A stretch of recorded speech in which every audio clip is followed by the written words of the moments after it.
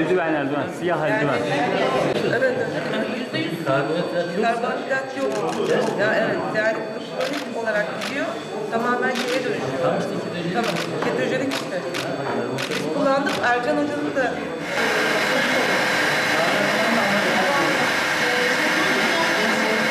evet, sos olarak da kullanılıyor. Kokusu var mı? Kokusu çok güzel bir yağ yani. Kızartma falan yapanlar var yani. Önce ağrı kesici etkisi var yani. Kendiniz de elle. En son bekledim.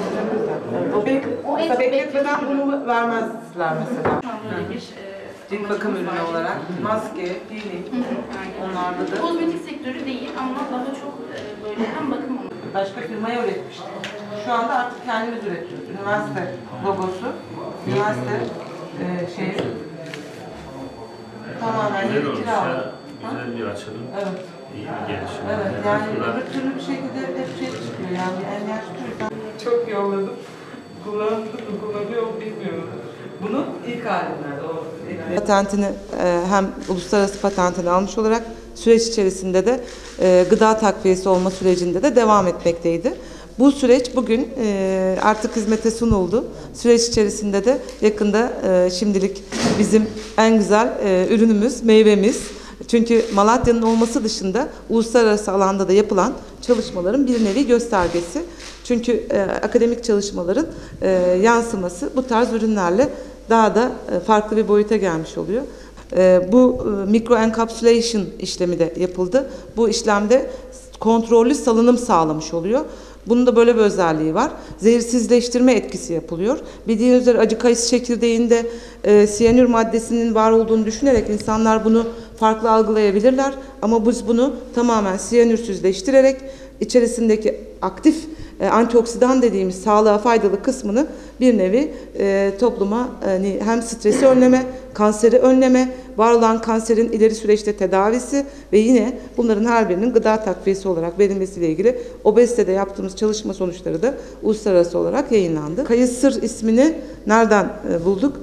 Uzun vadede çalışma sonrası bir nevi kayısının kendi içerisindeki maddelerin antioksidan olarak verilmesiyle çok ayrı bir boyut oluşturmaktı. Türk Patent Enstitüsü hocamız destek verdi bu anlamda ilk patentin alınma sürecinde. Marka tescilini yaptırdık. İnşallah süreç içerisinde tüm Türkiye'ye ve uluslararası anlamda da yapılan patent süreçlerinin tamamlanmasından sonra ciddi anlamda da şimdiden talep var.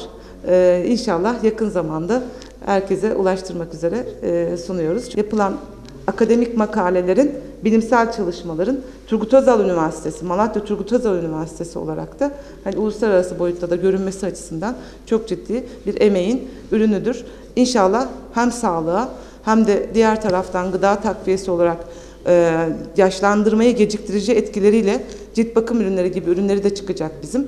Acı kayısı çekirdeğinin diğer taraftan yağı masaj etkileriyle de hizmete sunulacak. Gelirleri tamamen ticari bir amaç asla gütmüyor. Tamamen gelirleri üniversitemiz öğrencilerine burs olarak verilmek üzere de süreci takip etmekteyiz. Kayısının çekirdeğinin hem yağını ayırıyor değerli hocam hem de oradaki diğer ürünü de ilaç olarak piyasaya sunuyor. Ve en önemlisi de burada herhangi bir kazanç değil de tamamen elde edilen geliri de yine eğitimde kullanılmak üzere de bir hedef tutturmuşlar. Ben tebrik ediyorum, başarılar diliyorum. Malatya deyince akla tabii ki kayısı geliyor doğal olarak. Kayısı Türkiye'de Türk Patent ve Marka Kurumu tarafından coğrafi işaret tescili yapılmış olan, aynı zamanda Avrupa Komisyonu'nda da tescili olan önemli bir coğrafi işaretli ürünümüz. Ama bugün burada şunu gördük ve ben bu anlamda Sayın Hocamı, rektörümü ve bu alanda yapılan çalışmalardan dolayı tebrik etmek istiyorum. Türkiye olarak konuştuğumuz en temel konu katma değerli üretim, katma değeri yüksek ürünler üretmek, daha fazla para kazanmak. Ve Malatya o açıdan kayısıya baktığımız zaman önemli bir ürün olmasına rağmen hiç kuşkusuz sadece ürünün kurutulması, satılması ile elde edilen gelir sınırlı kalıyor.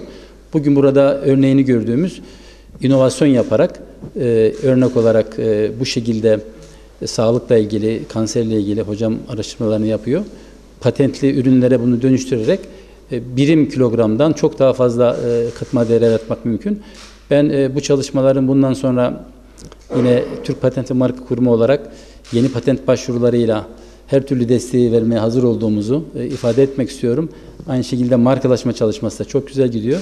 İnşallah bu çalışmalar hem daha çok genç olan Malatya Turgut Özal Üniversitesi'ne önemli katkılar sağlayacağını, güzel bir başlangıç olduğunu düşünüyorum.